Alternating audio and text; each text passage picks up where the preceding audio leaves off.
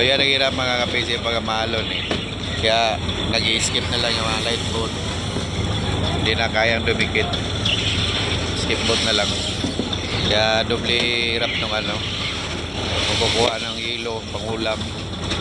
Kasi ikakarga pa nila sa skip boat. Tapos lipat na naman doon sa ilawan.